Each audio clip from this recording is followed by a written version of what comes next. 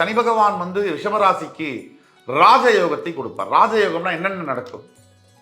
ரிஷபராசியை பொறுத்தவரை பல ராஜயோகங்கள் வரும். முதல்ல வரக்கூடிய ராஜயோகம் என்ன அப்படின்னு பார்த்தீங்கன்னா, இது நாள் வரை தொழில் ஸ்தானத்தில் தொழிலில் ஏற்படக்கூடிய சண்டைகள், சச்சரவுகள், தொழிலில் இருக்கக்கூடிய ஒரு ஒரு அதிருப்தியற்ற தன்மை, தொழிலில் தேக்க நிலை, இதெல்லாம் உடஞ்சு போகும்.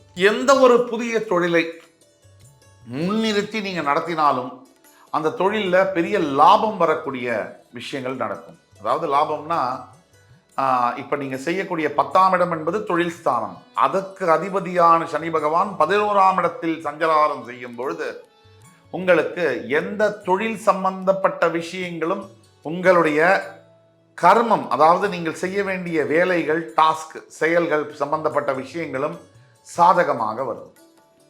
அது மட்டும் இல்லை, திடீர்னு வரக்கூடிய பூர்வீக சொத்துகளாக இருக்கட்டும், பூர்வீக பைசாவாக கோர்ட்டு வழக்கு சம்பந்தப்பட்ட பூர்வீக சொத்துக்கள் வரவேண்டியதாக இருக்கட்டும், அல்லது லாட்ரி டிக்கெட்டு, திடீர் அதிர்ஷ்டம் யோகமாக இருக்கட்டும், இதெல்லாம் ரிஷபராசி என்பவர்களுக்கு வரக்கூடிய வாய்ப்புகள் 100% உண்டு.